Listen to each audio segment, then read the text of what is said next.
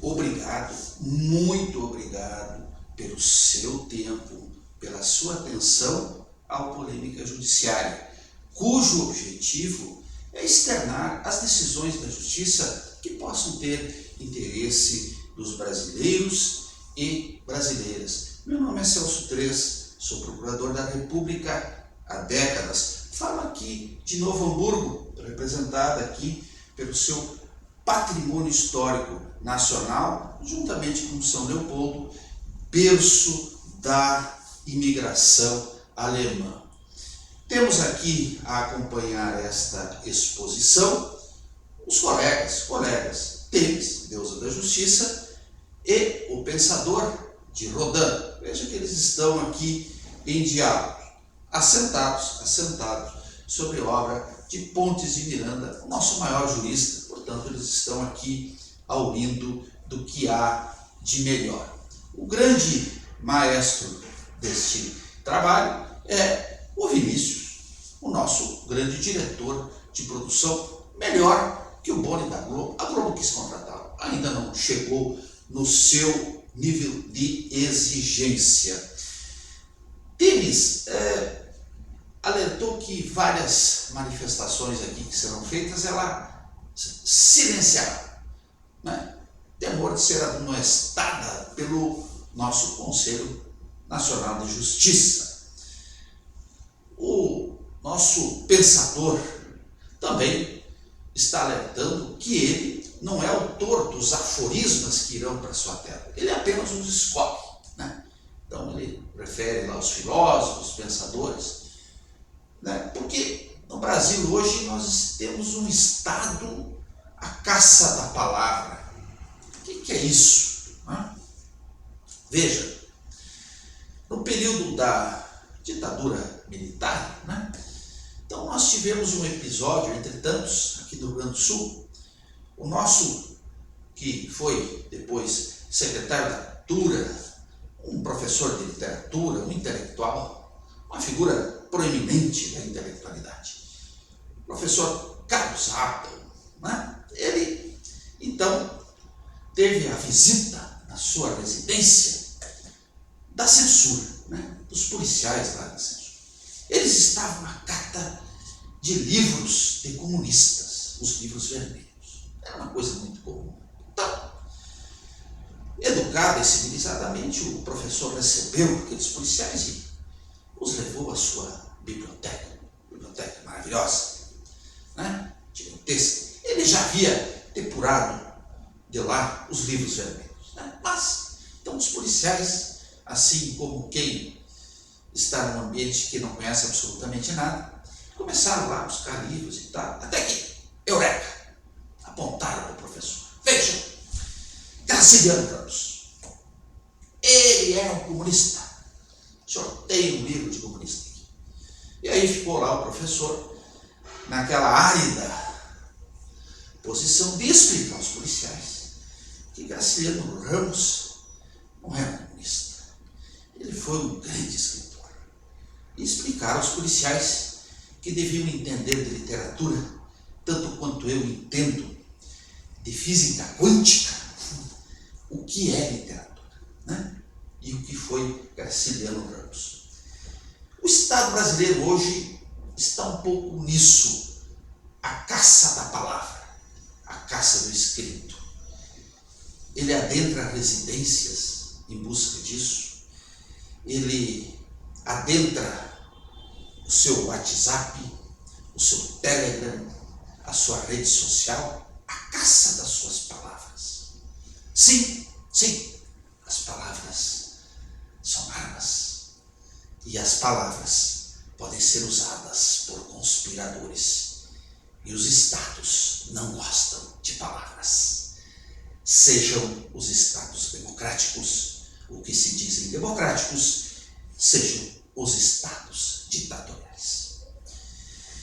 Então, o nosso tema de hoje é a cassação do presidente Jair Bolsonaro pelo Egrégio Tribunal Superior Eleitoral.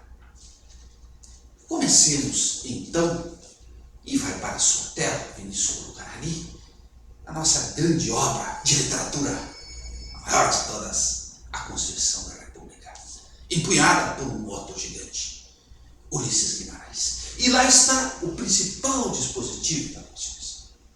Todo o poder emana do povo, que o exerce por meio de seus representantes eleitos. Repetindo, todo o poder emana do povo, que o exerce por meio de representantes eleitos. E aí, de plano, perguntas perturbadoras. No mundo, países democráticos, quantas cassações de 58 milhões de votos já tivemos? Os senhores respondem. Fosse reeleito o excelentíssimo presidente Jair Bolsonaro, seria cassado pelo egrégio TSE? Uma vez cassado, o que ocorreria no Brasil? Última pergunta. É possível cassar a metade dos votos da nação sem que haja um cisma? Cisma, lembrando, a Igreja Católica, Ocidente e Oriente. Uma apartheid da democracia. Será que é possível? É possível? Ó, Temer já disse que não vai responder. Né? Veja que eles estão em diálogo aqui, os dois. Né?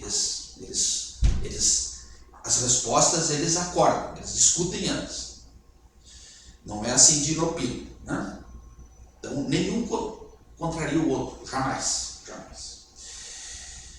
Agora vai para a sua tela o nosso homenageado, Dr. Ribes, um gigante aqui da República Rio-Grandense, repetidamente, vereador em Porto Alegre, capital, deputado estadual, deputado federal, constituinte, intelectual de primeira hora e do Ministério Público do Estado do Rio Grande do Sul, daqui dessa grande instituição.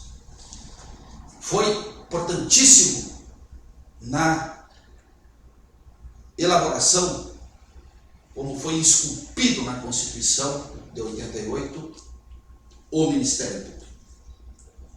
Dr. Ribes, um frasista também, e ele, professor, adentrou a aula de Direito Constitucional e estava lá um jovem muito leve porque cheio de arrojo, de coragem, cheio de entusiasmo e vazio de conteúdo, então, bastante leve.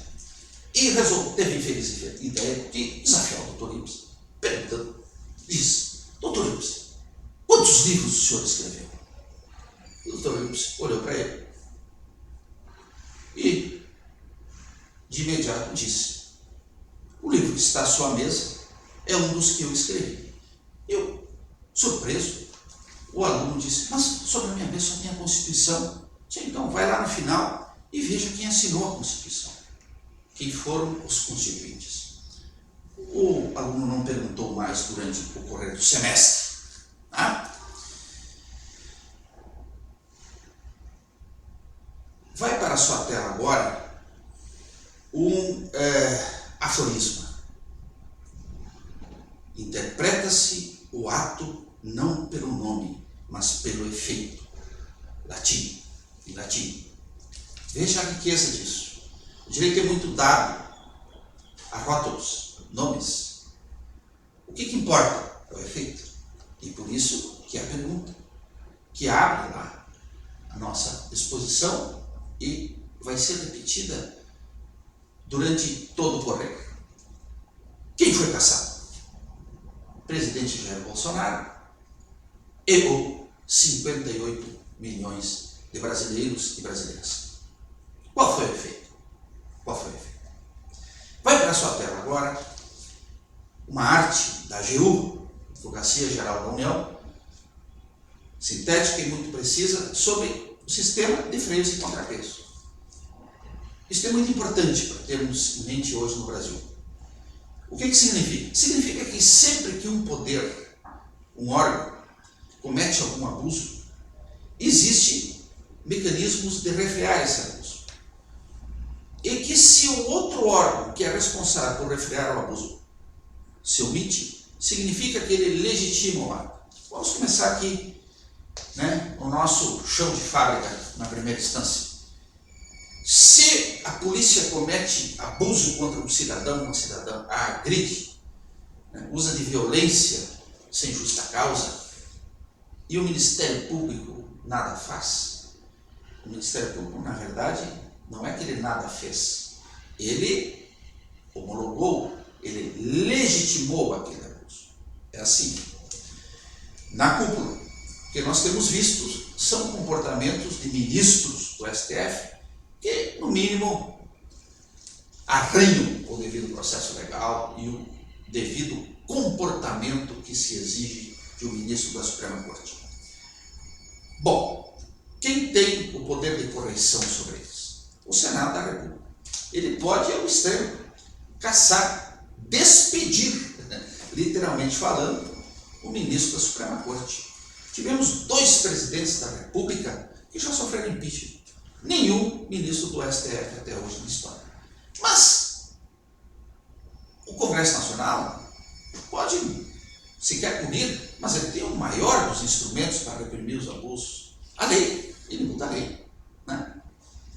E se o Congresso não muda a lei e também não pune o ministro do Supremo, que eventualmente possa ter uma conduta inadequada, significa o quê? Que ele homologou, que ele legitimou isso. Então, nós temos que sempre falar em Estado, não fulanizar. Ah, esse ministro, aquele... Não. Não.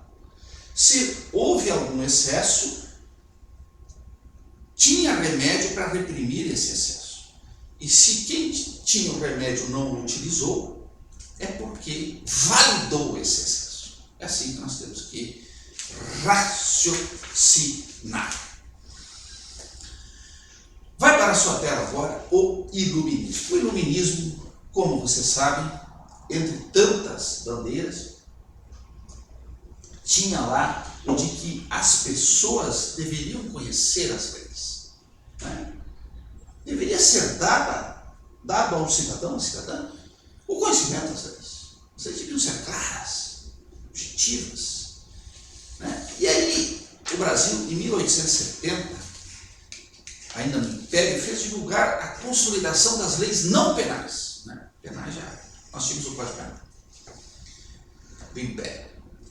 Porque as leis eram muito esparsas, então, para serem entendidas pelo povo, ou seja, para atendendo esse preceito do iluminismo.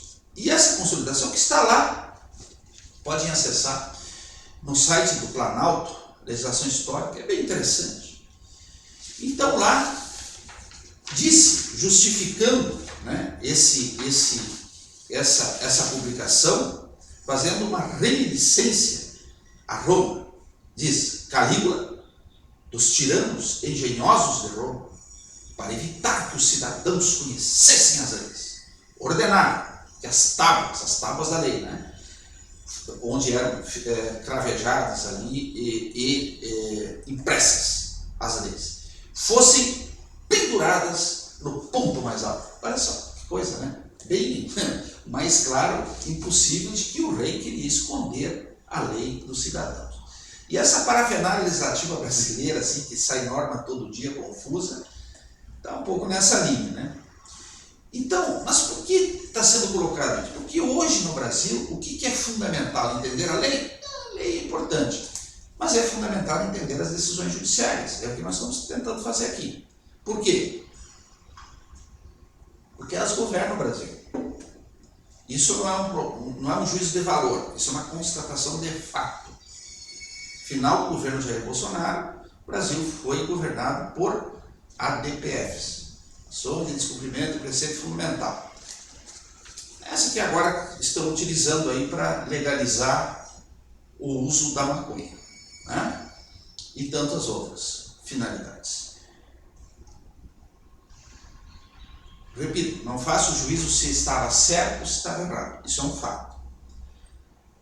O judiciário define quem pode ou não ser eleito presidente. Deixou um presidente 2 anos preso, excluiu. Agora isentou depois de todos os processos e condenações. E agora o outro presidente é que está inelegível. Então, Diante desse cenário, você tem que compreender as decisões judiciais. Então, do iluminismo lá, precisamos adaptar as leis e as decisões judiciais, né? Vai para a sua tela agora aí o nosso poeta francês. Aqui está em italiano, mas ele é francês. E uma máxima antológica. Como é que você achou essa máxima, pensador? Fantástico! A ética é a estética de dentro. Como é que alguém diz tanto em tão poucas palavras? Veja só. A ética é a estética de dentro. Que coisa fantástica isso, né? E aí, o contexto, nosso filósofo do Ocidente, Aristóteles, o homem é um animal da linguagem. E o que é estética? Né? Você já sabe, mas para a gente sempre ter em mente. Estética é a linguagem. Arte é linguagem, arte. Comunicação pelos 5 sentidos. E vai para a sua tela a imagem aqui dos 5 sentidos, para a gente ter em mente sempre isso, né? E normalmente a gente tem uma visão da estética visual, né? Restrito, sim, visual. Talvez seja até a mais importante, a mais instantânea, né? Mas são os 5 sentidos. E aí, o grande filósofo da linguagem, Ludwig Wittgenstein, que é o maior filósofo da linguagem que nós temos, as fronteiras da minha linguagem são as fronteiras do meu universo, né? As fronteiras da minha linguagem são as fronteiras do meu universo. Então você tem a estética, né? Que a ética é a estética de dentro, o conceito de estética e o significado da linguagem. E o nosso grande escritor das Américas, para alguns o maior escritor das Américas, vizinho aqui, hermano, né? Nosso Jorge Luiz Borges, em memória, a linguagem e o tempo são as substâncias de que somos feitos. Uma coisa fantástica, né? A linguagem e o tempo são as substâncias que somos feitos. É a grandiosidade disso. E aí, então, a conclusão dessa parte. Tudo, estética e linguagem, comunica ética. Tudo, estética e linguagem, comunica ética. A conduta dos juízes, dos poderes, a liturgia do cargo, a arquitetura dos prédios públicos, atos, símbolos, palavras, ordem, traje de manifestantes. Vamos ver bastante isso aqui. Tudo comunica o quê? Ética. Porque é estética. Certo? E a estética o que é? A ética de dentro. Certo? Há um vínculo perfeito. Vai para a sua tela agora o nosso Mussolini, figura sombria. Muito se discute, né, inclusive entre especialistas, qual é a definição de fascismo, etc. Tá? Né? E também se banaliza isso, né, como um instrumento de imputação às pessoas, especialmente no debate político, o que deprecia bastante. Nossa, o debate político brasileiro é de um nível abaixo da crítica, né? Então vamos perguntar para o autor do fascismo o que é o fascismo. Ele deve saber, né? Foi ele que criou esse negócio. Então, ele sintetiza dizendo: tudo no Estado, nada contra o Estado e nada fora do Estado. Repetindo, tudo no Estado, nada contra o Estado e nada fora do Estado. Ou seja, pessoa, cidadão está ausente aqui. A pessoa é coisificada pelo Estado. Ela simplesmente é anulada. Ela é um objeto do Estado. É isso que é o fascismo. Por isso que ele pode ser de extrema direita ou de extrema esquerda. O comunismo, por excelência, é isso aqui. É a anulação do indivíduo perante o Estado. E da direita também. Nossos irmãos argentinos, na ditadura militar, a mais recente deles, que foi a mais violenta que a nossa ainda, cerca de 34 mil irmãos e irmãs argentinas foram suprimidos pelo Estado. O Estado se arrogou poder de fazer o quê? De não só anular o indivíduo, do ponto de vista das liberdades públicas, mas de suprimir a sua própria vida. As pessoas eram amarradas pelo pescoço, tá? Coletivamente, colocadas em aviões, né? E lançados no Rio da Prata, vivos, né? Para morrerem afogados, né? Entre tantas formas de execução, né? O holocausto, assim, né? Então, essa é a síntese. Aqui vai para a sua tela ali com alguns pontualmente dados biográficos do Mussolini, e eu chamo a atenção para como ele ascendeu ao poder. uma marcha sobre Roma de 30 mil milicianos, eram milicianos, camisas negras, uniformizados com camisas negras. O Mussolini foi o inspirador do Hitler. O Hitler, nas atrocidades, foi além de Mussolini. Mas o Mussolini chegou ao poder muito antes que o Hitler, né? E toda a estética do Hitler, na verdade, foi copiada do Mussolini. Tudo. Uniforme dos militantes, símbolos, formas de regimentação, o discurso, a doutrinação e assim por diante, né? Então, foi copiado dele. Vai para a sua tela agora outra imagem, Fury, né?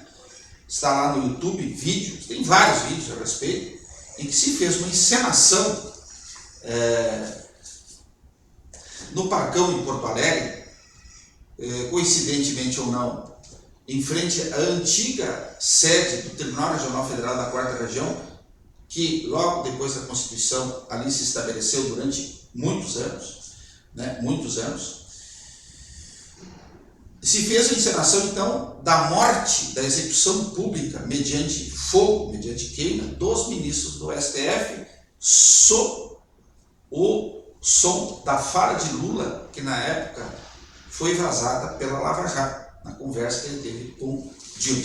Eu vou pedir para já colocar a segunda imagem, que é do quebra-cadeira dos poderes em Brasília, e que está lá, então, Temes, né? Temes aqui sendo depredada em frente ao STF, quando o STF foi invadido e literalmente destruído, né? Vamos contextualizar um pouco esses fatos aqui. Veja, 1938, Getúlio Vargas no poder, os integralistas tentaram um golpe de Estado e queriam, na verdade, matar Getúlio Vargas, né? Os integralistas, cujo líder maior foi Plínio Salgado, que era um sujeito de luzes, né? Participou da Semana de Arte Moderna de São Paulo, ele era um escritor e ele esteve na Europa como Mussolini. Aprendeu lá como se faria, então, o fascismo à brasileira. E eles tinham, inclusive, a militância uniformizada, eram os camisas verdes. Eles apoiaram o golpe de Estado de Getúlio Vargas em 1937, mas depois se desentenderam. E aí resolveram tirar o governo. Aquela coisa do fascismo. O governo não me serve, o judiciário não me serve, eu quero trocar o judiciário, quero queimar, quero liquidar e assim por diante. Bom, e eles então, no Palácio da Guanabara, no Rio de Janeiro, foram à noite lá, cortaram os cabos de fiação, de telefonia e de eletricidade e tentaram adentrar então a residência do Getúlio Vargas. Getúlio, inclusive, reagiu, ele pessoalmente, com arma. Por quê? Porque não existia guarda presidencial. Não havia. Ele conseguiu contatar com a segurança porque existia um telefone, um cabo, enfim, na época não havia celular, óbvio, subterrâneo, em que quem cometeu o atentado, perpetrava o atentado, não sabia, que era uma comunicação sigilosa com o sistema de segurança. Aí o sistema de segurança veio polícia, etc. E aí foi um banho de sangue, que mataram várias pessoas ali, daqueles que atentavam derrubar Getúlio Vargas. Mas ali naquele momento, se criou a guarda presidencial. A guarda presidencial, veja só, que não existia. Agora em Brasília, com a quebradeira dos poderes, o que está se fazendo com o atual governo? Criando a Guarda Nacional. Por quê? Porque ali na Praça dos Poderes em Brasília, nós temos um problema de segurança, um vazio, uma defasagem ali de autoridade. Por quê? Porque quem faz a segurança pública ali é a Polícia Militar do Distrito Federal, que é subordinada ao governador do Distrito Federal. E aí o que acontece? Em 2017, já houve outros episódios, vamos pegar esse, né? Nós tínhamos lá se ensaiando uma série de protestos contra o governo Michel Temer, que sucedeu o impeachment da presidente Dilma Rousseff, todos sabem. E a possibilidade de haver quebradeira era iminente. E quem governava o Distrito Federal? Rodrigo Hollenberg, do PSB, esquerda, que é o mesmo partido do atual ministro da Justiça, Flávio Dino. Né? Ou seja, eles estavam lá com o freio de mão puxado para fazer a segurança. Aí, o que aconteceu?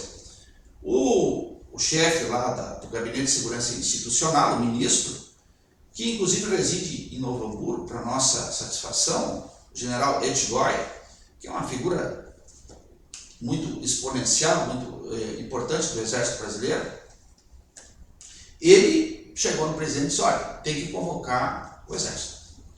GLO, garantia da lei e da ordem, porque nós vamos ficar aqui desprotegidos. Pode acontecer uma grande tragédia aqui. Então, foi convocado.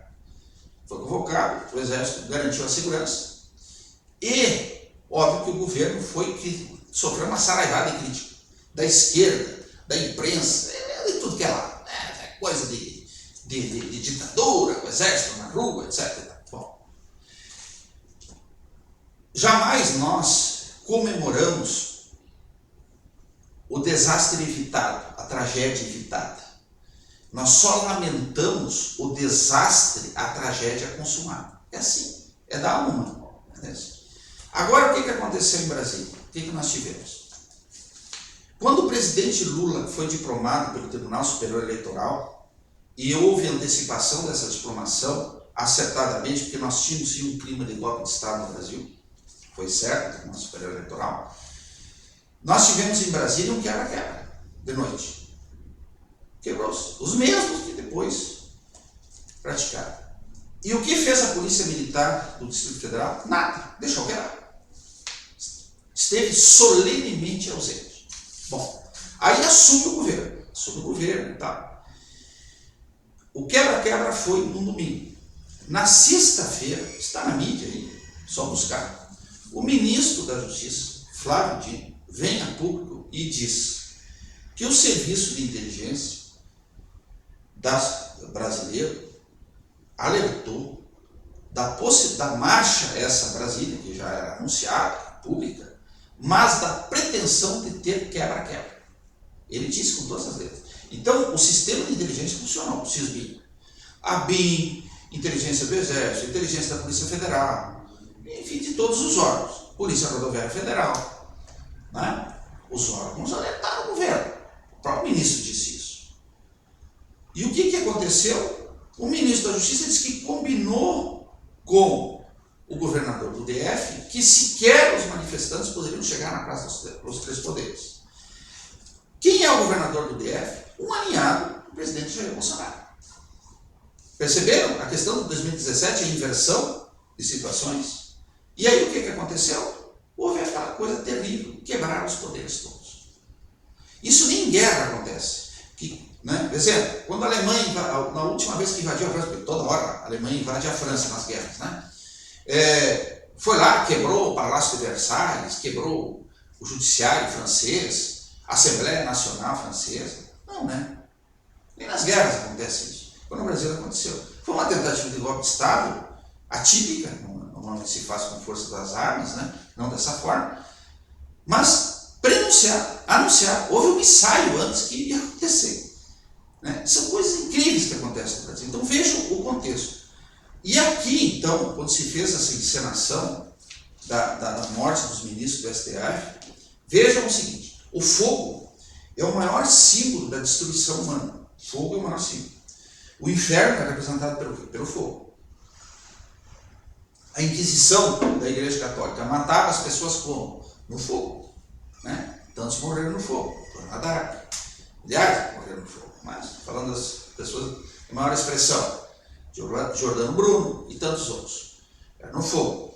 A nossa legislação brasileira, que usou a de Portugal durante 230 anos, ordenações filipinas, tinha lá alguns crimes como lesa majestade, mesmo delitos esses dos homossexuais, que eram considerados crime na época, né?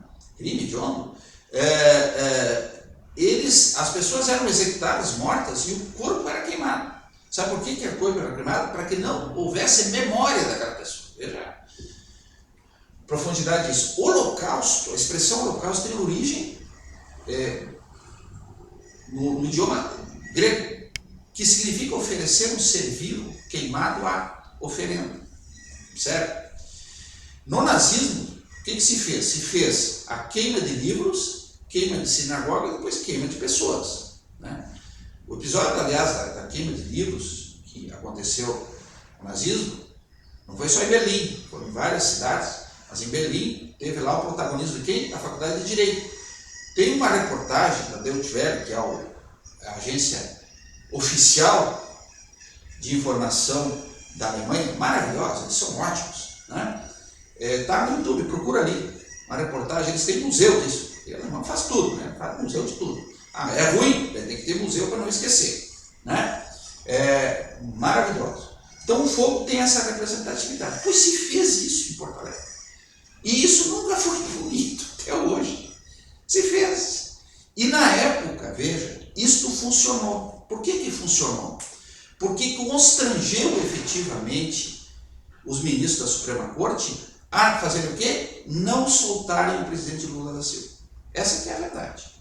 O ministro Edson Fachin, que é o relator da Lava Jato no STF, quando lá tratou da anulação dos processos do Lula, por incompetência do Sérgio Moro, em Curitiba, em resumir, é isso, disse o seguinte: não, nunca chegou aqui ao STF essa discussão da incompetência, até então não tinha chegado, tentando justificar porque ele deixou 2 anos um presidente da República preso, né? Resumindo, é isso. Não, por favor, não, né? Foram cerca de 12 habeas corpus que foram ajuizados e que tramitaram no Supremo em face do presidente Lula da Silva. Todos sabemos que, sendo uma ilegalidade flagrante, como o Supremo entendeu que fosse, né? A incompetência do juízo é conhecível ex officio, não precisa nem a parte alegar. Todo dia, Tribunal de Justiça aqui, o próprio Supremo e assim por diante faz isso. Segundo, você tem o presidente da República preso. O presidente da República preso vai chamar atenção em qualquer lugar do mundo, né? Você diz, olha, o processo, o presidente da República preso aqui. Pois é, mais um processo, mais um presidente preso. Não, não é, né? Não é. Evidente que você vai tratar aquele mundo. E quarto, se isso fosse procedente, então a advocacia do presidente Lula da Silva teria sido totalmente incapaz. Tu tem um presidente da República preso e não leva a questão até o Supremo com a maior celeridade possível e não leva lá todos os argumentos possíveis para tentar afastar aquela prisão. E quem é o advogado do presidente Lula da Silva? É alguém que é investido agora como ministro da Suprema Corte. E como diz a Constituição, ele tem notável saber jurídico. Então, esse é o contexto. Por isso que se diz que essa encenação terrível que se fez em Porto Alegre, e até então, até hoje impune, repita-se, ela teve efeito, sim. Ela constrangeu. E vamos lembrar que o presidente Lula foi solto, não pelos processos dele, ele foi solto porque o Supremo reviu a posição de execução da pena em segunda instância. Então ele foi na vala comum dos outros, dos demais. Foi por isso que ele foi solto. Nunca vamos esquecer isso. Então, e aí nesse contexto é importante termos essa ideia histórica dos fatos para a gente poder cobrar um pouquinho de coerência do Estado brasileiro em todos os sentidos, em termos de segurança, em termos de judiciário e assim por diante. Ministério Público e assim vai. E aí o que nós temos aqui? O Dr. Lênin Streck, esse grande jurista, consagrado nacionalmente, aqui do Código Sul da América do Sul, também do Ministério Público do Estado do Rio Grande do Sul. Veja que aqui é um vertedouro de figuras ilustres, o Ministério Público do Estado do Rio Grande do Sul. Ele, que é um escritor voraz, existe o leitor voraz, ele também é um leitor voraz, mas ele é muito mais um escritor voraz, ainda pela ser uma usina de ideias, evidentemente. Ele, como diria aqui no Rio Grande do Sul, diz o gaúcho, é um poço de cultura. Aliás, o gaúcho, como diria o nosso guri de Uruguaiana, ele é por demais plagiado. É plagiado, sabe por quê? Eles inventam essas expressões em inglês assim, e fica bonito, todo mundo repete, Como é que é? O sujeito, é uma tempestade de ideias, coisa curiosa, uma tempestade, coisa ruim, Deve ser um monte de ideia tola, mas enfim, a tempestade de ideias que se fala. Se fala também um tanque de ideias, cópia dos gaúchos. O gaúcho sempre recebe poço de cultura. É muito mais entendível e objetivo. Então, veja, lá em setembro de 2021, o doutor Lênio Streck escreve um artigo a propósito e dizendo o que estava acontecendo com esse inquérito no STF, chamado, entre aspas, o inquérito do fim do mundo, lá, a figura icônica do ministro Alexandre de Moraes, que processa as pessoas, enfim, a pessoa não tem nem foro no STF, ele age ex officio, né, sem provocação, etc., julga situações que até ele próprio é também vítima, e assim vai, né, o próprio STF. Ou seja, a corte, né, tomou a si a sua defesa. E o doutor Lênio Streck, então, disse, não, isso é um instituto, isso existe, é um instituto do direito inglês, do direito norte-americano, que prevê exatamente essa situação. Obstrução da justiça, linchamento da autoridade moral, o ataque à corte. Ele diz, o que está acontecendo é que a corte está sendo atacada e ela pode se defender assim ex officio. Significa então que tudo que o ministro Alexandre de Moraes faz está correto, adequado? Já fizemos um vídeo a respeito. Não, não é isso. Mas nós temos que reconhecer isso. E talvez no Brasil não tenhamos uma concretização de ataque à corte tão explícito quanto no Brasil. Eu conheço notícia no mundo que tenha sido depredada a Suprema Corte, nem guerras, eu digo, né? Nem guerras, imagina pelos seus patriotas, entre aspas, né? Da própria nação. E que se tenha feito encenação de execução pública mediante fogo dos ministros da Suprema Corte. Eu conheço, se alguém souber, possa apontar. Então ele justificava isso, de uma forma brilhante. E levou lá e buscou. Veja, nem os autores estrangeiros tinham encontrado isso, mas ele encontrou uma peça de Shakespeare, que todos sabem, não é? Do século XVII, né? E que, aliás, também ficou esquecido pelos ingleses e depois só recuperado no século XVIII, lá, quase 300 anos depois. Do Shakespeare, em que o que acontece? A peça é Henrique IV. Então, o Henrique IV, o filho do Henrique IV, ele dá uma guiada, dá uma bofetada lá no Lorde Juiz. Aí o Lorde Juiz prende ele. Bom, aí prende, aí morre o Henrique IV. E quem bateu no juiz e foi preso, ele é o rei, passou a ser o rei, Henrique V. E aí a peça se desenrola num diálogo junto ao caixão, ao féretro do Henrique IV. Né? Então, primeiro, então, o rei, o então rei, agora rei, ele, né, cobra, né? O Lorde Juiz diz, não, você não podia ter me prendido. Isso é um abuso de autoridade. Prendeu o príncipe, o filho do rei. Tá. E aí vem o diálogo, diz o Lorde Juiz, justificando por que ele o prendeu. Representava eu, vosso pai, enquanto eu me afanava no bem público, vossa grandeza se comprazeu em esquecer meu posto, a majestade e a força da justiça, a figura do rei que em mim se viu, chegando a esbofetear. Né? Temos aqui, deu um like aqui, achou maravilhosa essa expressão. E aí, Henrique V diz, tens razão, juiz, é com equidade que pesais isso tudo. Conservai, pois, a espada e a balança. Veja aqui, tênis, espada, balança. Né? Maravilhoso isso aqui. Então, ele identificou esse quadro, doutor Lênio Streck. Existe esse quadro no Brasil. Esse é o teatro, esse é o cenário em que as coisas se desenvolvem no Brasil. Existe sim, como talvez possivelmente em nenhum lugar do mundo, uma situação de ataque à corte que ficou indefesa. Deveria o Ministério Público Federal, desde lá no início, tomado à frente para fazer a defesa da Suprema Corte. E não foi isso que aconteceu. Né? Então, precisamos ter a ideia do contexto. Vai para a sua tela a sede do Egrégio Tribunal Superior Eleitoral, um prédio imperial monumental. Né? Verifiquem ali. Vai também para a sua tela uma fachada do Palácio de Versalhes, que foi a autoria de quem? Do Rei Sol, Luís XIV, aquele que enunciou para todo sempre, o Estado sou eu. É a síntese do absolutismo, o Estado sou eu, sede do governo, e aqui chama-se a atenção até a Revolução Francesa. Por quê? Porque o monumentalismo, o imperialismo, né, ele é incompatível com democracia, governo do povo, é incompatível com república, coisa pública, é incompatível com um governo que tenha alguma proximidade com a população. E aí a conclusão, a ostentação imperial monumental de instalações públicas advém do quê? Do pecado capital da soberba. É muito interessante saber os desdobramentos dos 7 pecados capitais aqui ao pecado da soberba, que sim, o Estado também comete nos seus prédios públicos. Vai para a sua tela agora a Corte Constitucional, a corte mais respeitada do mundo, que é a da Alemanha.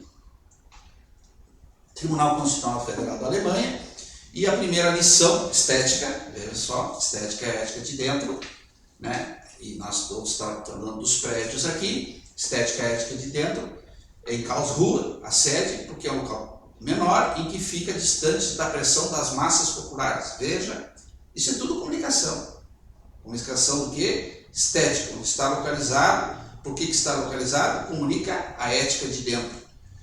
Contrariamente no Brasil, que nós vemos recorrentemente figuras das cortes superiores do Brasil dizendo que farão o que o povo quiser que faça. Ora, isso é uma negação do Estado democrático.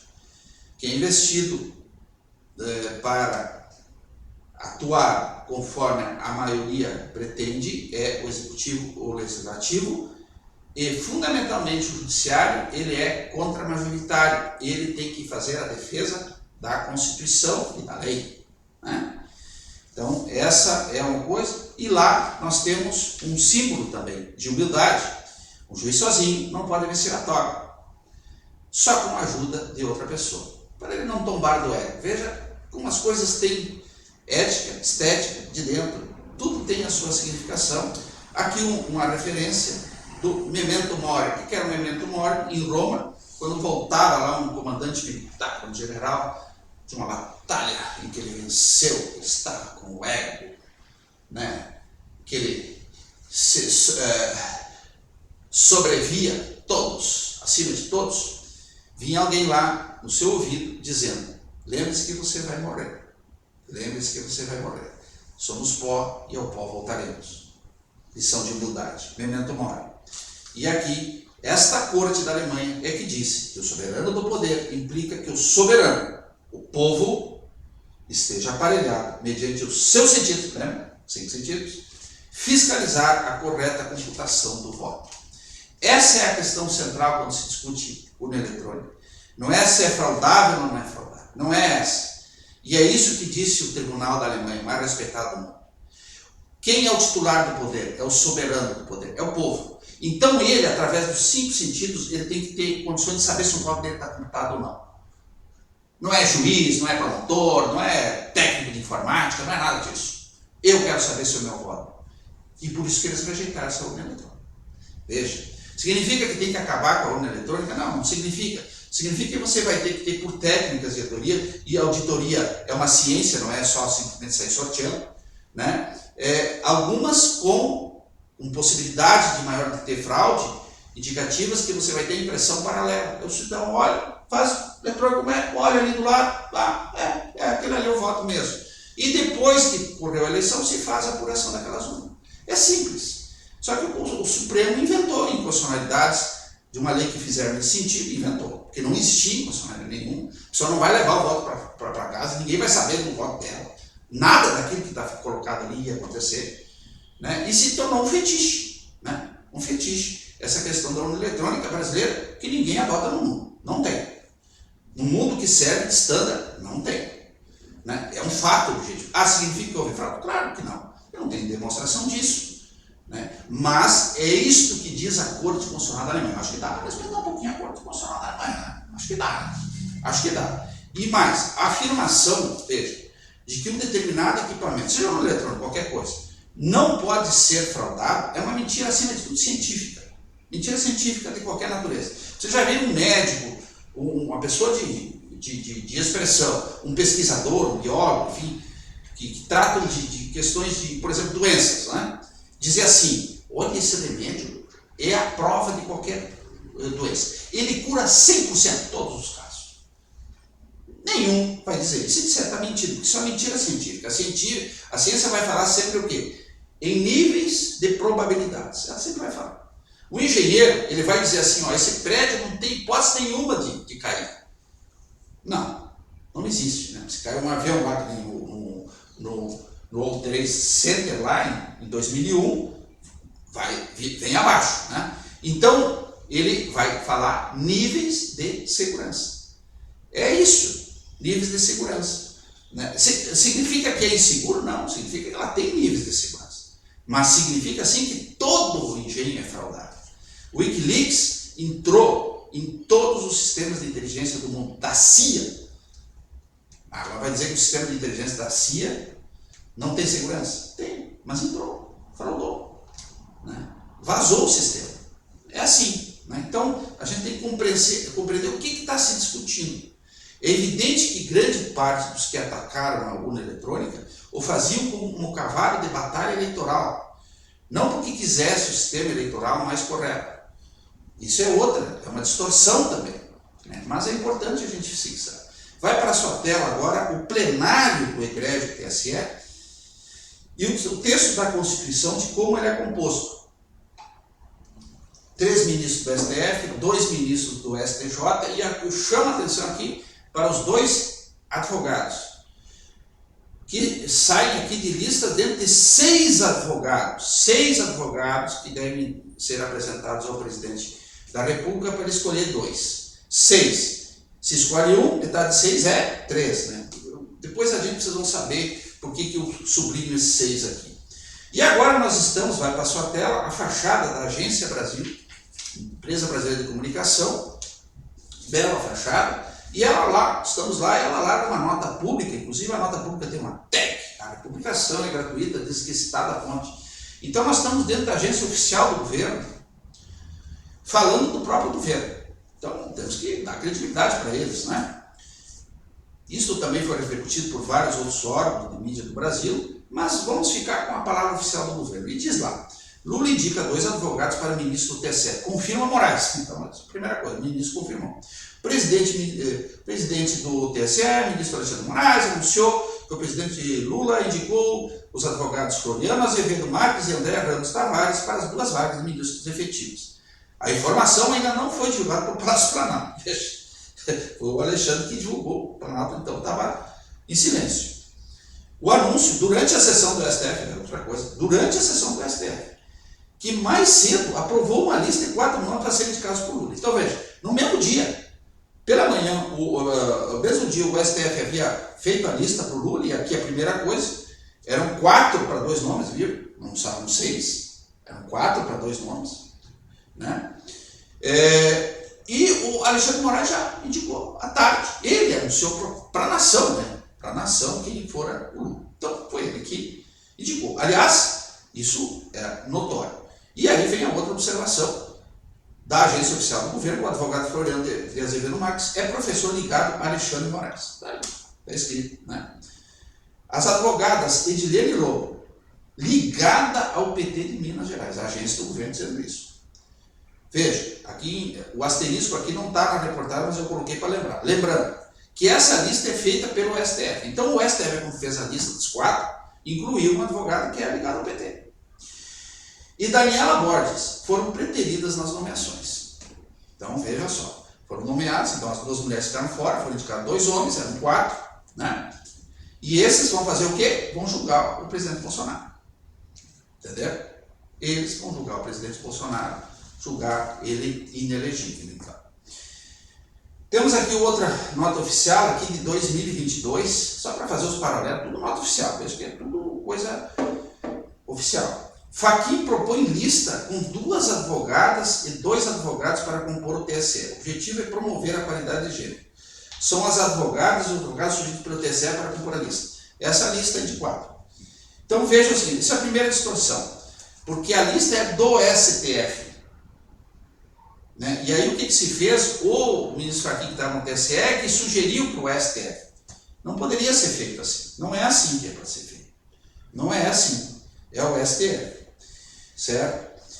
Então, e fizeram 4, que é para fazer 6, né? Eram 2 advogados e 2 advogadas. Então, botaram paridade de gênero, fizeram a divulgação. Não, 2 homens e 2 mulheres. Ah, ok, é uma causa boa. Só que em 2021, o que tinha acontecido? Em 2021, quem estava no governo, quem ia escolher? O presidente Jair Bolsonaro, né? Não seria o Lula. E aí vem, em junho de 2021, pela primeira vez na história, o STF aprovou uma lista tríplice, composta exclusivamente por mulheres, para ocupar uma vaga no TSE. Entenderam a jogada? A causa da mulher é correta? É correta. O que fizeram com o presidente Jair Bolsonaro? Emparedado, colocaram 3 mulheres para uma vaga. Aí o que fizeram com o presidente Lula? Porque tinha ali os que acabaram sendo indicados e tinham vínculos ali com o próprio STF, 2 homens e 2 mulheres. Vejam, isso tudo é desigualdade de tratamento e decisivo, porque isso compõe, se diz respeito a quem? A quem vai julgar. A definição de quem vai julgar. Dá um outro exemplo aqui de abertura que o STF tem feito, que o TSE tem feito, no provimento de juízes e advogados dos TREs. Os TREs também têm essa composição semelhante, certo? Tem um juiz federal, indicado pelo TRF, tem os 3 desembargadores, um juiz de direito de primeira instância e tem 2 advogados. E os advogados são escolhidos pelo Tribunal de Justiça. E o que o TSE fez nos estados? Ele instituiu uma norma infralegal, uma resolução com base num dispositivo qualificado de tomar quaisquer outras providências que julgar conveniência a execução da legislação eleitoral. Obviamente que isso aqui não dá esse poder a eles. E eles passou a fazer a supervisão dessas indicações, quando ele não poderia fazê-lo. Não tem na lei, na Constituição, nada que autorize. Os tribunais regionais eleitorais são tribunais federais independentes. Assim como é o Tribunal Regional do Trabalho, em face do TST, assim como é o Tribunal de Justiça, em face do STJ, eles são absolutamente independentes. E quando você mexe você estabelece uma supervisão na indicação deles, você está se intrometendo na devida forma legal e constitucional de indicar o juiz, no caso os advogados, né? E interfere, obviamente, na independência dos julgamentos. Isso é inegável, inequívoco, né? Então eles não têm nenhuma autorização para isso, né? Os órgãos, os tribunais nos estados e nas regiões, como é o Tribunal Regional Federal, eles não devem nada aos tribunais superiores da Brasília, para ser objetivo. É uma distinção apenas de competência. Então o Tribunal de Justiça designa e o presidente nomeia ali os julgadores. Não é apenas um exemplo dessa intromissão. Só que, novamente, voltamos à questão dos poderes, né? O que acontece com os poderes? O Congresso tem poder para suspender o excesso normativo do TSE. Ele faz isso? Não faz. Tá? Então ele legitima. Vai para a sua tela agora uma imagem do nosso ministro Roberto Barroso, recente agora, todos têm bem a lembrança, em que ele, num evento da Uni, ele brada em alto e bom som: nós derrotamos o bolsonarismo. Foi isso que ele disse. Não vamos perguntar a sua excelência o que ele quis dizer com isso, porque ele foi muito claro, né? Então, está ali, ao lado, então, do ministro da Justiça. Coloquei essa imagem, por quê? Porque ele fala em nós, né? Nós derrotamos o ministro da Justiça, Flávio Dino, ao seu lado, que é o maior representante do governo Lula da Silva, notadamente na área da justiça, por óbvio, né? E aí nós temos aqui um paralelo, que o ano passado, o Magno Malta, que ele não tinha mandato, portanto ele não tinha foro no STF, agora ele se elegeu ano passado e agora ele tem mandato, mas ano passado ele não tinha, ele tinha perdido a eleição em 2018, tá? E ele fez algumas declarações em face de Roberto Barroso, do ministro, e ele se sentiu ofendido. O que o Roberto Barroso fez? Ajuizou uma queixa-crime por delito contra a honra no STF, né? Não seria. E não só isso, não houve distribuição, e deveria haver distribuição. Foi dirigida ao ministro Alexandre Moraes essa queixa-crime e foi ajuizada, então, em junho de 2022, está todos os dados aí na sua tela, né? E em setembro de 2022, poucos meses depois, rapidamente, o STF se reuniu para receber a queixa, né? E aqui eu faço um paralelo, poderia ter sido outro. O nosso presidente Arthur Lira, da Câmara Federal, uma figura proeminente, obviamente, da República, é o que sucede o presidente da República depois do vice, né? Ele era um caso de corrupção, uma questão muito mais grave, que uma ofensa pessoal. Então, o inquérito, esse 13.515, ele começou a correr em 2012. E em junho de 2023, veja a coincidência aqui com o ministro Roberto Barroso, o processo dele, então aí, 11 anos depois, né, o Supremo se reuniu também para decidir sobre a recebimento da denúncia. Só que aí eles rejeitaram a denúncia, enfim, depois de 11 anos. Né? Vai, então, para a sua tela aí o nosso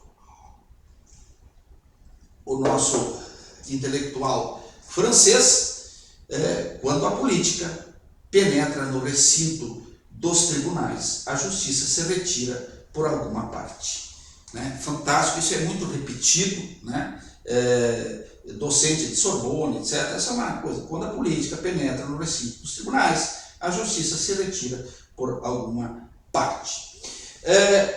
Declaração dos direitos de Virgínia. Falando uma questão de imparcialidade e tal, que ela é o fundamento devido ao processo legal, juiz imparcial, evidentemente. Né?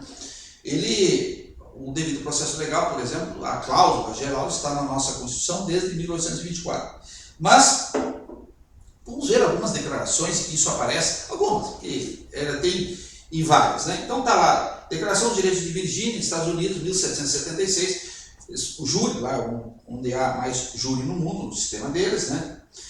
Júri imparcial e de sua circunvisação, o direito a um júri imparcial, né? Ser julgado de forma imparcial. Declaração Universal dos Direitos Humanos, a ONU, 1948, e a Convenção Europeia dos Direitos do Homem, 1953, todo ser humano tem direito, em plena igualdade, veja, igualdade, jurisprudência, veja, jurisprudência, onde há a mesma razão de ser, tem que ter a mesma razão de decidir. Há uma justa e pública audiência por parte de um tribunal independente e imparcial. E aqui, a máxima que eu referi agora, né, que é o pensador aqui buscou lá, que é a síntese da isonomia, ou seja, que é consagrada explicitamente na nossa Constituição, onde a mesma razão de ser deve prevalecer a mesma razão de decidir. A Convenção Americana sobre Direitos Humanos, em que o Brasil adere, e portanto ela tem um status de direito fundamental, toda pessoa tem direito de ser ouvida com as devidas garantias e dentro de um prazo razoável por um juiz tribunal ou tribunal competente, independente e imparcial. Veja, aqui também aparece a questão da independência, que eu referi antes sobre como é que é composto os tribunais. Isso é decisivo. Isso é decisivo. O processo em que é investido. De uma forma geral, no Brasil, os juízes são investidos por concurso público. É um sistema ótimo. Muito bem. Não há concurso. Estados Unidos, por exemplo, não há concurso. Né? Mas a forma como ele é feito, ele é decisivo para você garantir a independência da magistratura. O Código de Ética da Magistratura Nacional, isso é um ato oficial, né, do CNJ. O magistrado imparcial evita todo tipo de comportamento que possa refletir favoritismo prejudicial. Vejam a consagração da estética, comportamento, né? Ética, não esquecendo, estética é a ética de dentro. Então, isso está na norma. A estética, o comportamento, está na norma. Código Ibero-Americano de Ética Judicial, que o CNJ também adota, o juiz deve evitar toda aparência de tratamento preferencial ou especial. Vai para a sua tela a imagem todo sabido, em que o ministro Alexandre de Moraes fez o sinal de degola em sessão do Tribunal Superior Eleitoral. Veja, não é só o sinal de degola, foi aonde foi feito. Na corte, durante o julgamento em que, uma vez mais, o presidente Jair Bolsonaro foi derrotado, ele foi proibido de fazer lives, né, que ele, na verdade, chegou à presidência da República lá em 2018, o único instrumento que ele tinha de campanha eleitoral, porque ele não tinha horário de rádio e televisão, não tinha dinheiro, não tinha nada, era rede social, né, e lives, né, era o único instrumento que ele tinha. Então, ele foi proibido de fazer do Palácio do Planalto, lá, da Alvorada, de onde ele reside. onde ele trabalha, porque ele é o presidente da República. Então não podia fazer live dali. Live, não é horário, é rádio e televisão. Live, não podia mais fazer. E só para lembrar, em 2014, a campanha eleitoral do Globo, William Bonner, Jornal Nacional, entrevista a presidente Dilma Rousseff no Palácio do Alvorada. Ora, todo mundo sabe o quanto é relevante aquela entrevista no Jornal Nacional numa disputa eleitoral. Tanto é que lá atrás, só para dar o exemplo, né? Lá atrás, quando o Collor se elegeu no segundo turno, uma das grandes reclamações que o PT fez foi o quê? Que no último debate da Globo foi feita uma edição desfavorável ao Lula no debate e que foi exibida no Jornal Nacional. Vamos lembrar, isso é um fato histórico no Brasil, né? Então, a Globo, obviamente, todos sabem, por concentrar a audiência e o Jornal Nacional, aquela entrevista ali é muitíssimo importante, pois foi feito lá no Palácio.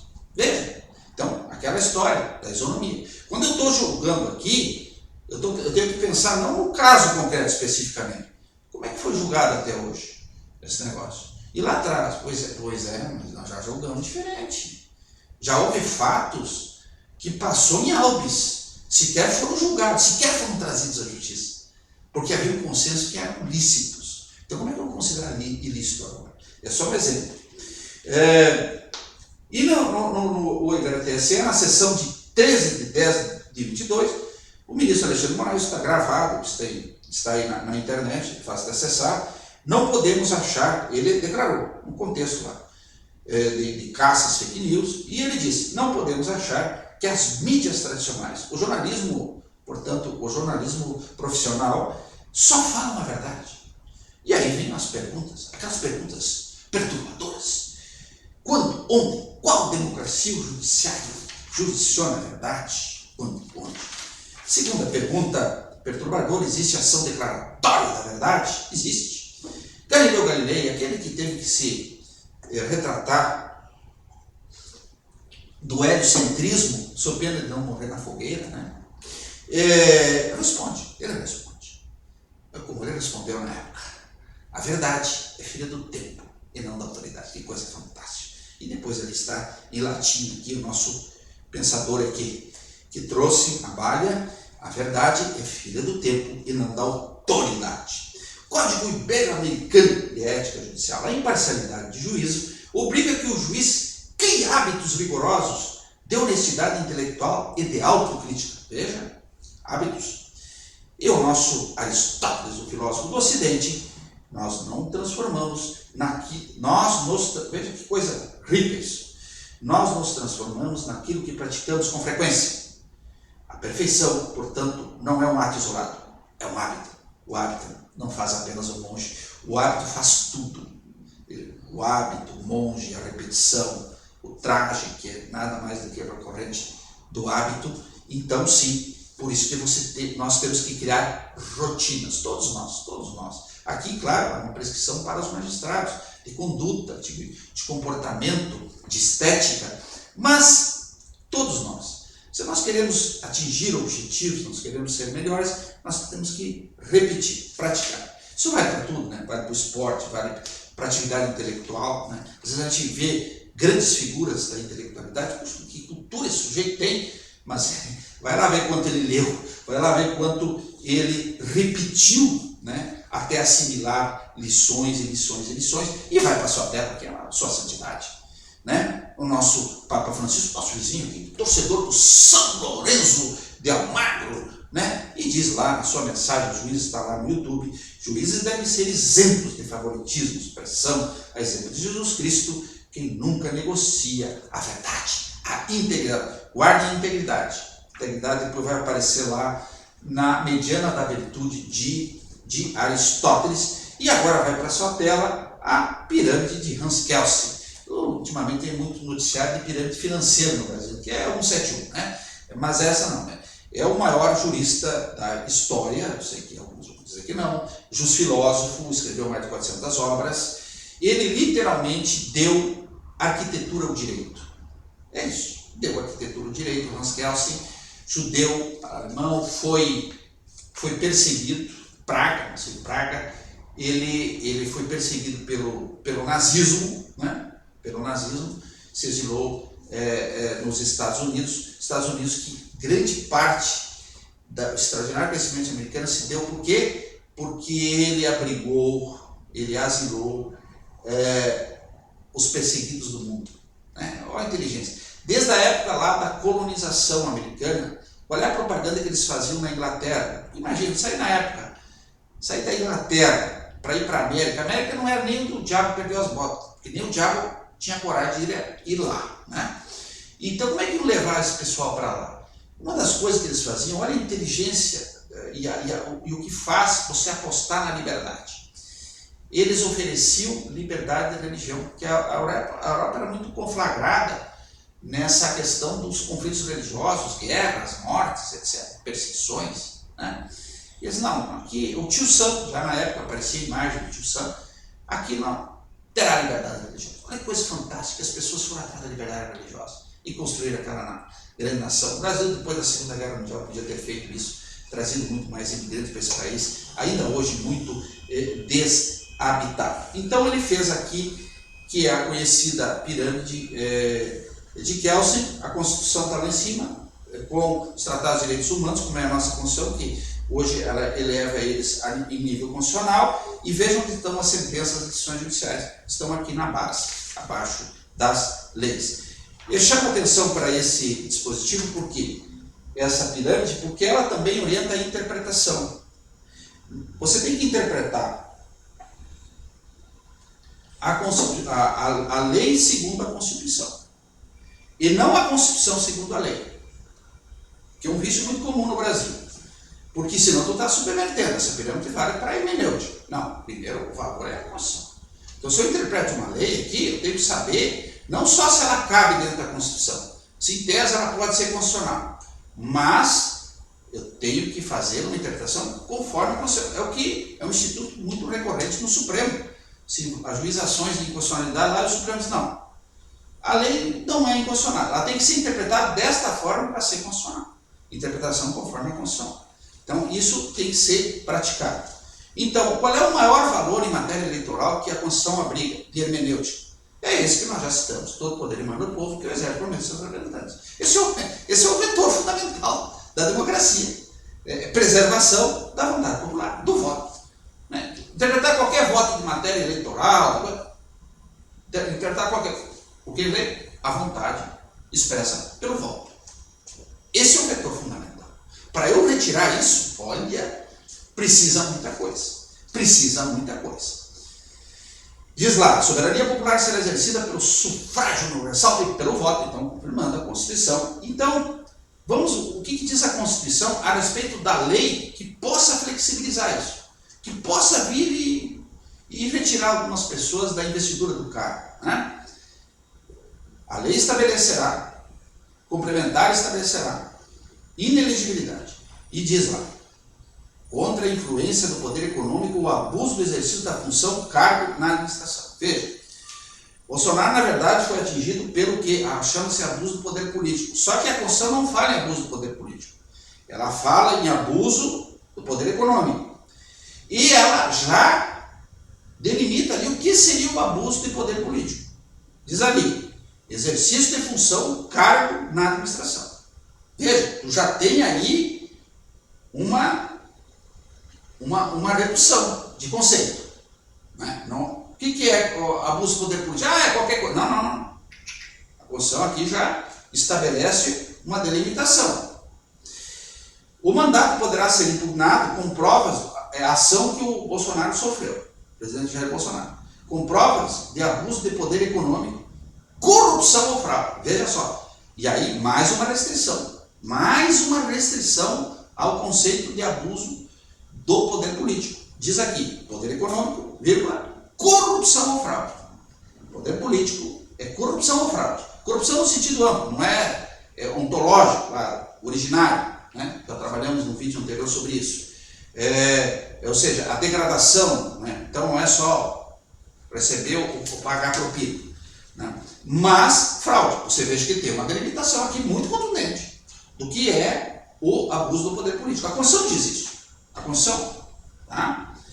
E a lei complementar, então, que veio para tratar disso, e vocês podem ver lá, o projeto de lei é o 21/90, né? E verifiquem lá nos anais da Câmara dos Deputados, que está lá no site da Câmara dos Deputados, as discussões na íntegra, está transcrito lá, vejam se de alguma forma aparece alguma coisa semelhante ao que foi imputado ao presidente Jair Bolsonaro como forma de abuso do poder político. Vejam se aparece.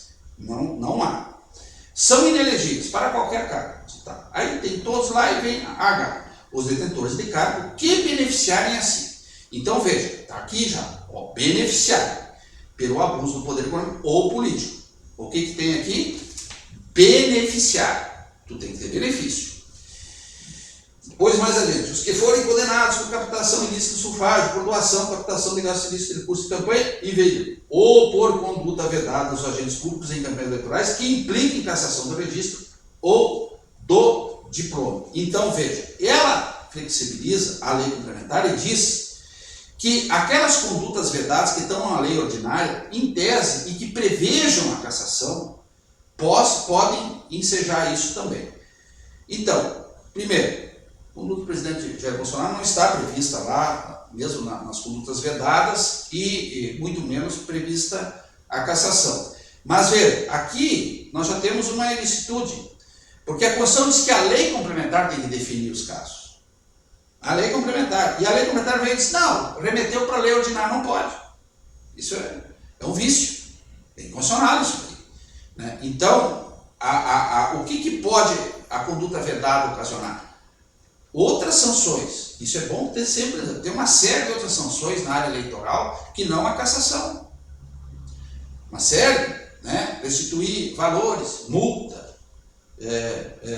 perda de direito, perda do espaço de propaganda eleitoral, uma série de sanções que a Justiça Eleitoral aplica. Né? A cassação é o extremo, é a pena de morte. Né? Então, você não aplica todas as outras, só vai aplicar essa numa situação extrema, porque senão você vai sacrificar o voto do cidadão. Tá? E nas condutas vedadas, então, das campanhas eleitorais, estão ali, né, aquelas situações que eventualmente possam, então, ser caso de cassação, como disse, com essa ilegalidade. Ainda na Lei Complementar 64/90, o artigo 22 diz lá, julgado procedente a representação do candidato diretamente beneficiado pela interferência. Veja só, estou frisando aqui, diretamente beneficiado pela interferência, diretamente. Isso no inciso 14. No inciso 16, de novo, lá repisa de certa forma isso, não será, ao contrário, vamos reler isso aqui, porque isso é muito invocado para caçar as pessoas. Diz assim, para a configuração do ato abusivo, não será considerada a potencialidade de o fato alterar o resultado da eleição, mas apenas a gravidade das circunstâncias que o caracterizam. Isso aqui está sendo muito invocado, muitas vezes, para fragilizar a cassação de alguém. Ora, isso foi colocado aqui pela lei da ficha limpa, mas isso sempre esteve aqui. Ora, o que significa isso? Não tem como você provar que qualquer abuso do poder, mesmo que o sujeito tenha comprado voto, a coisa mais explícita do mundo e tal, ele, por força daquilo, se elegeu, porque o voto é secreto. É simples assim. A única prova que você poderia ter, em tese, de que alguém se elegeu pelo abuso é o quê? É vou fazer um inventário, diz, olha, eu votei no fulano, realmente, ele me pagou, eu votei no fulano porque eu vi ele lá na reunião com os embaixadores, por isso que eu votei no fulano, senão eu não teria votado, né? Eu votei no cicrano porque ele fez propaganda, porque ele fez uma propaganda com outdoor, e outdoor não é permitido na propaganda eleitoral, então eu votei nele, né? Ora, essa prova é impossível, sempre foi impossível, porque o voto é secreto. Aliás, não só é secreto, mas como o voto não pode ser perquirido pelo Estado. Jamais sequer pode chegar no cidadão e saber quem ele votou e por que ele votou. Então, isso sempre esteve implícito, é óbvio que não. Mas, de qualquer forma, tem que haver relevância, o fato. Isso não retira a relevância do fato. Né? Então, invertendo o objetivo desse dispositivo, né, se banaliza a cassação. Né? E aí, a síntese, foi um relator, o mesmo do presidente Jair Bolsonaro, no caso, o excelentíssimo ministro Benedito Gonçalves, que dá a síntese da posição que sempre o Tribunal Superior Eleitoral teve a respeito de cassações. Olha, diz ele lá, um julgado de 2022, de março de 2022, portanto, muito recente, né? Conforme a jurisprudência desta Corte Superior, ele assevera, o próprio ministro Benedito Gonçalves, o abuso do poder político se configura quando o agente público, valente da condição funcional e manifesta o desvio de finalidade, desequilibra a disputa em benefícios ou candidatura de terceiro, ao passo que o abuso do poder econômico ocorre pelo uso exorbitante de recursos patrimoniais, sejam eles públicos ou privados, de forma a comprometer a isonomia entre os candidatos e a legitimidade do tempo. Então está muito claro que tem que ter relevância, tem que ser grave, certo? Agora dia 1º de 8, houve um julgamento do Tribunal Superior Eleitoral, coincidentemente, relativo ao ministro da Justiça, Flávio Dino. Mas ainda lá, quando ele se reelegeu governador do Maranhão. E houve um julgamento de recurso no Tribunal Superior Eleitoral. Né? Ele, diga-se, lá no Tribunal Regional Eleitoral do Maranhão, fora absolvido. Mas por fatos, assim, que imputavam ele, enfim, de uso da máquina a seu favor na campanha da eleição. E aí 2 aspectos aqui que chamam muito a atenção, que ficou fixado, né? Se disse ali, a gravidade é um elemento indispensável para caracterizar o ilícito. E mais, colocou lá, o TSE recusou equiparar as postagens pessoais à propaganda institucional nas redes sociais. Veja só, entenderam? Aquela live do Bolsonaro, ou seja, em resumo era isso. Você está confundindo, né? É no Palácio do Planalto, no Palácio. Tu está confundindo a oficialidade com a propaganda eleitoral. Eles estão dizendo aqui que não. Que não se deve fazer essa comparação das redes sociais com o exercício do cargo, né? Então,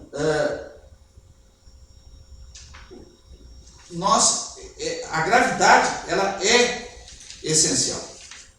O que nós vamos agora? Vai para a sua tela, uma imagem da Folha de São Paulo, Bolsonaro em reunião com embaixadores. Ali você tem a íntegra, há outras gravações também, mas foi essa que eu encontrei. Você tem a íntegra da reunião com os embaixadores. É o fato que ocasionou a cassação do presidente Jair Bolsonaro. Então, é um privilégio, porque você tem todo o fato em audiovisual. Está ali. Né? Então, faça a sua análise. E faça também a análise da decisão do Tribunal Superior Eleitoral, que está baseada lá no voto do ministro Benedito Gonçalves. 200 laudas. Está lá no conjunto, está aí a referência na sua tela, a íntegra do voto. Fundamentação não falta, né? 200 laudas lá, o ministro foi assim, exauriente. E por que tem que ser cassado? Aqui, em última análise, o que acontece? Fica muito claro, que o Tribunal Superior Eleitoral cassou o presidente Bolsonaro, não porque aquele ato fosse relevante, porque tem influenciado na eleição, todos esses aspectos que eu citei aqui. Ele entendeu que o presidente Jair Bolsonaro incorreu naquilo que eu falei no início lá, do ataque à corte. Está muito claro isso.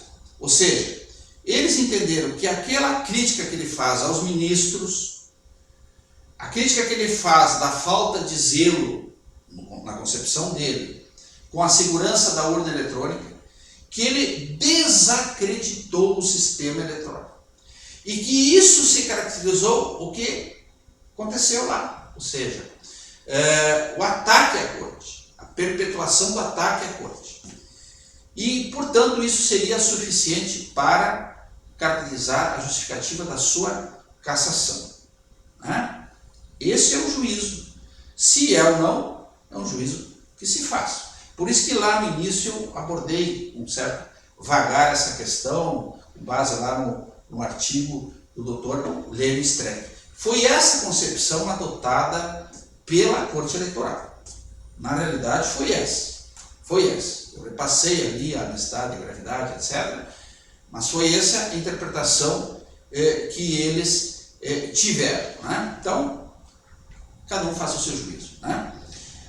Já que nós estamos falando de abuso de poder, etc., que é toda a legislação eleitoral, essa parafernália toda, de justiça, polícia, e não pode outdoor, não pode cavalete, tem que ser o X, o tamanho do adesivo do carro, e não sei o que, papapá, horário de rádio, televisão e tal. Esse policionamento, nós temos o processo eleitoral mais caro para o horário do mundo e mais policiado do mundo democrático. Né? Para que isso? Qual é a justificativa disso? É para que não haja abuso de poder, como nós estamos tratando agora. Mas e qual é o maior poder? O poder do dia, não seria? Então vamos lá para a nossa tela aqui, o nosso pensador, nosso Nelson Rodrigues, né? E ele está aí fumando porque ele era o não politicamente correto em pessoa, né? Então, está propositado isso aí, colocando ele fumando, né? A nicotina é um grande estimulante intelectual, mas não fume porque não é bom mesmo, não é bom fumar. O dinheiro compra até o amor verdadeiro, fantástico essa. O dinheiro compra até o amor verdadeiro. Eu sei que vocês estão pensando em vários exemplos, mas não cite os exemplos. Busca lá no YouTube, propaganda da Suquita. Suquita é o refrigerante. O titio da Suquita, chama lá e vê aquela propaganda que ela é bem emblemática dos dias de hoje, diga-se. Vamos lá agora a sua tela, a nossa belíssima aqui, dama de ferro. Ninguém se lembraria do bom samaritano se ele só tivesse boas intenções. Ele possuía também dinheiro. Né? E aí arremata o nosso pensador aqui, francês: o dinheiro é o único poder que nunca se discute. O dinheiro é o único poder que nunca se discute. Tênis, mesmo contrariado, acaba de concordar, certo? Então vamos a alguns dinheiros das campanhas eleitorais, já que é o maior poder, né? 2014, a prestação de contas, só o oficial, tá? Não estamos falando aqui de Caixa 2, vamos fazer conta que não existe. Das duas campanhas que foram para o segundo turno, Aécio Neves e Dilma Rousseff, somou ao TSE 570 milhões. Corrigindo pelo INPC, né, porque em 2014, para a última campanha eleitoral agora, para a presidência, foram 921 milhões na época que se gastou. Então, um bilhãozinho nas duas campanhas. Né? Vocês vão lembrar lá que, quando nós tivemos toda a discussão se caçava ou não a chapa da presidente Dilma e do presidente Temer, né, e o Temer aí já estava no poder, era até uma coisa meio bizarra, porque quem ajuizou a impugnação da candidatura depois já era contrária à sua própria impugnação, né? O ministro relator, que fazia às vezes agora do nosso corregedor, Benedito Gonçalves, foi o ministro Herman Benjamin. E ele fez um voto de 550 laudos. Tem dado ali que não acaba mais, está na internet, procura lá. E ele dava os dados daquilo que foi assim um mar de dinheiro sujo, dinheiro comprovadamente da corrupção, que a Lava Jato descortinou, e que foi usado na campanha eleitoral. Mais grave que isso, talvez só matando um outro candidato. E quem foi vítima de tentativa de assassinato, todos sabemos, sobre o presidente Jair Bolsonaro. Né? Mas vamos lá. Então, só alguns dados. Então, só a conta da Odebrecht, não das outras, que ela mantinha de dinheiro frio em prol da campanha da Dilma Rousseff e Michel Temer, tinha 150 milhões. Tá? E é corrigido para 2022, 242 milhões. Só essa continha aí. Os marqueteiros João Santana e Mônica Moura receberam 70 milhões lá frio. Em 2022 seriam 113 milhões. Teve outros, Duda Mendonça, etc. Mas vamos ficar nesses aqui, tá? E aí diz lá o ministro Herman Benjamin, ele qualificou como propina poupança e propina gordura. Quer dizer, uma que se estende há mais tempo, outra é uma espécie de reserva, né? É uma propinas vinculadas a contas correntes da Petrobras, era um financiamento de propina gordura, quer dizer, de longuíssimo prazo, totalizando, olha só, 22 bilhões, bilhões, não é milhões, tá? Em 2022, agora, números oficiais, fundos eleitorais e partidários, dinheiro público é um outro nome para falar que o dinheiro é seu, foi o senhor que pagou, a senhora, né, recolheu os impostos do Estado, é um outro dinheiro. Somaram 5,9 bilhões. Veja, por que teve o fundão? Essa coisa absurda de 5,9 bilhões na eleição. Porque o Supremo, depois de 27 anos, foi lá e disse, olha, a Constituição proíbe doação de pessoa jurídica. 27 anos, é uma criação, né? Resultado disso, o efeito disso, que bom, então quer dizer que agora nós não podemos arrecadar, então vamos arrecadar do povo, né? O povo que paga. Né? A Margaret Thatcher, que nós exibimos há pouco, outra frase dela, ela diz o seguinte, o problema do comunismo é que um dia o dinheiro dos outros acaba. Mas o Estado brasileiro tem uma sensação que o dinheiro do contribuinte não acaba nunca. Essa é a ideia. E aí criaram essa barbaridade aqui. Então hoje o Brasil tem uma coisa que não existe no mundo, que é o fato de você ter uma nova função pública, que é ser candidato. Tu ganha uma fortuna sendo candidato. Porque os partidos decidem qual é, vou dar 1 milhão para a campanha desse, mas o cara não tem nem onde gastar aquele dinheiro. Porque com todas essas restrições vai gastar onde? Né? Então, e é dinheiro público. É uma nova função, ser candidato. Né? Nós vamos ver o que é ser candidato também mais adiante. Então, 5,9. Em 2018, vamos retornar ao Bolsonaro.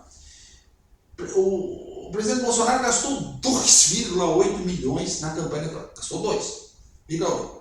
E arrecadou 4,3. E aí a diferença ele deu para entidades assistenciais.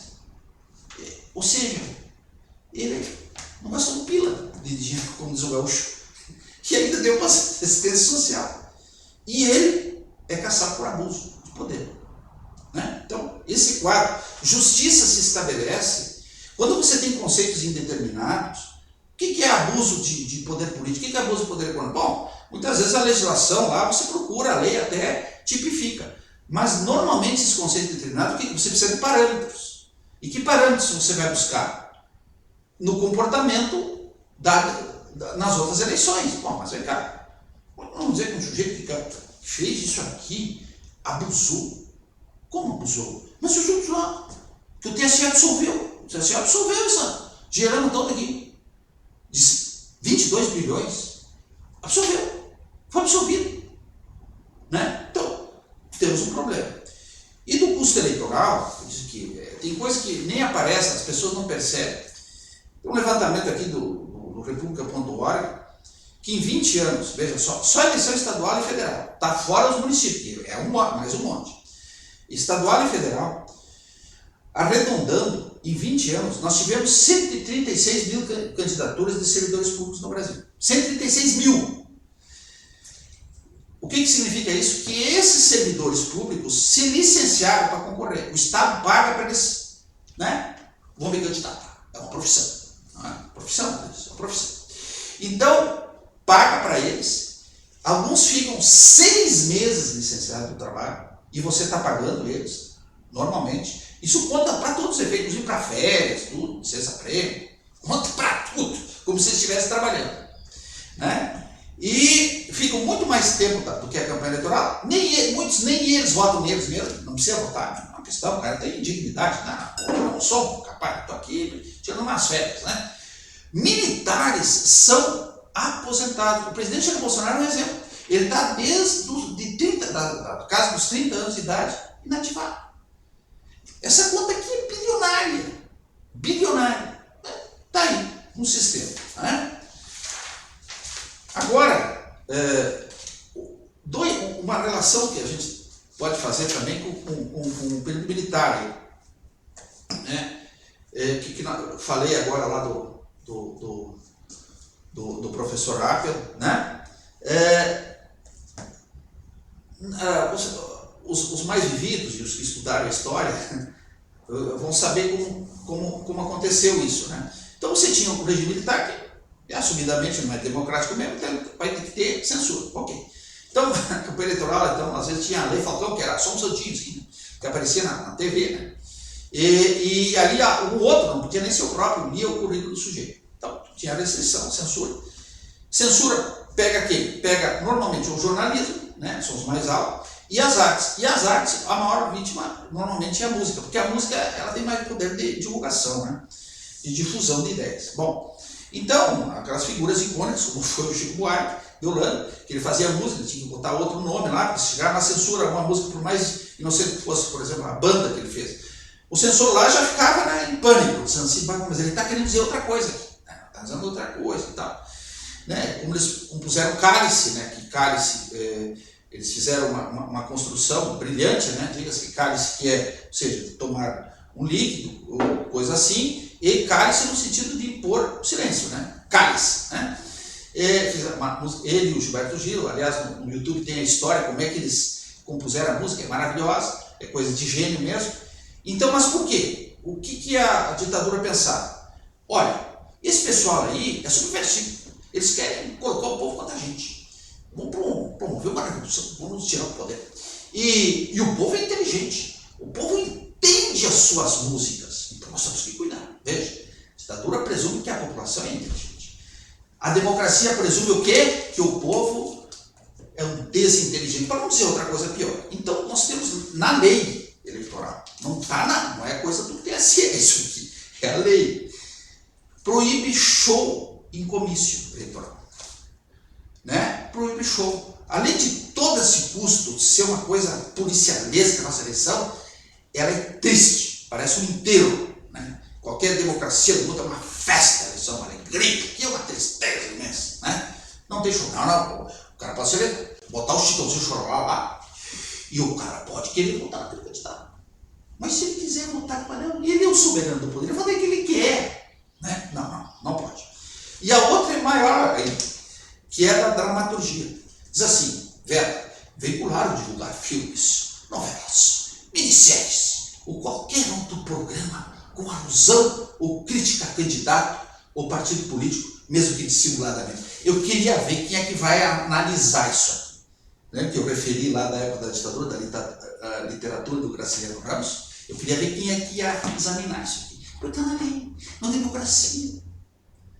Isso é bizarro, isso aqui é um texto que lá dos anos de chumbo, né, até a gente entenderia, mas hoje, né, vai para a sua tela uma imagem do presidente Lula da Silva com palavrão. Aqui tinha que colocar o palavrão, né, para ser bem entendido, FODA-SE, a Constituição. Né? Então foi uma matéria aqui do grande jornalista, Ricardo Lombardi, é um Bolsonaro sofredor, grande jornalista, um dos grandes jornalistas que nós temos no Brasil, em que ele escreve um fato que lá em 2004, o que aconteceu?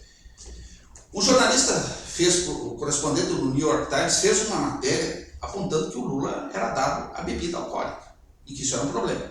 O Lula enraiveceu, ficou enlouquecido, né? Ficou enlouquecido e determinou que ele fosse expulso do país, estrangeiro, né? E o ministro da Justiça, então substituto, porque o Tomás Bastos está viajando, editou um ato de expulsão dele. Então houve a formalização do ato. Eis que daí um dos assessores do Lula, não aparece o nome dele ali, tem que aparecer, o sujeito é um herói, muito bom. Exibiu, tipo fez o nosso Ulisses Guimarães naquela imagem inicial que eu coloquei, vocês vão lembrar? Coloquei não, quem coloca é o Vinícius. Né? Exibiu a Constituição e disse, ó presidente, isso aqui é inconstitucional. E aí ele, FODA-SE, a Constituição. Né? Por que se coloca esse fato aqui? Veja, como eu disse, se você tem um conceito indeterminado, você precisa procurar parâmetros para dizer que aquele fato se enquadra naquele conceito. Às vezes está na lei, e quando não está na lei, você tem que comparar a outros fatos. Então tá, o presidente Bolsonaro, então, em última análise, naquela reunião ele atentou contra o sistema eleitoral, desacreditou o sistema, etc. Ele atentou contra as instituições, dentro daquela ideia de ataque à corte lá colocado no início. Ok, muito bem. Qual é a nossa principal instituição no Brasil? É a Constituição. É a principal instituição. Depois da instituição, qual é a maior? Presidência da República. Porque é maior? Sim, é maior. É maior porque ele tem o voto do soberano do poder. Ninguém tem esses votos. Ninguém tem esses votos. Então não é maior, sim. Tá? Mas ele fez, sim, cometeu o Lula aqui, um xingamento, não é apenas um xingamento, é um atentado contra. E o que se fez na época? Nada. E significa que deveria ter sido feito? Eu acredito que não. Foi uma descompostura do presidente. Embora ele tenha cometido lá um ato concreto de abuso da autoridade. Foi editado o ato, depois ele foi revogado o ato. mas foi editado o ato de expulsão do jornalista. E, aliás, o jornalista depois perdeu o emprego. O New York Times trocou o correspondente do Brasil e convenhamos que deve ter tido pressão do governo brasileiro, né? Então, veja, essa relação que a gente sempre precisa fazer, né? Para que eu não seja o quê? Aquela situação de faça-se a lei, mesmo faça-se justiça, mesmo que pereça o mundo. Tem uma máxima latina que diz isso, que vocês conhecem muito bem, para não incorrer nesse vício. Nós temos que cuidar disso. Então, o presidente Lula fez isso? Fez. Em matéria de xingamento, de impropérios, o presidente Jair Bolsonaro é imbatível, né? Isso aí é só uma bíblia para elencar ali todas as vezes que ele proferiu palavrões. Mas, aqui é referido o presidente Jair Bolsonaro, Lula da Silva, porque ele é o homólogo do Jair. O punido é o Jair Bolsonaro e, portanto, precisa saber alguém de um cara que tenha tido alguma conduta que também tenha sido uma descompostura, né? Só para demonstrar assim como é que se procede. Repito, essa é a essência da decisão do TSE, ou seja, aquilo ali, aquela reunião com os embaixadores não influenciou na eleição, eles não têm como sustentar isso, mas não era um fato depressivo grave, mas caracterizou um atentado à corte. Foi isso. Tá? Inclusive na pessoa lá que ele critica o ministro Roberto Barroso, critica o ministro Fachin e outras pessoas lá.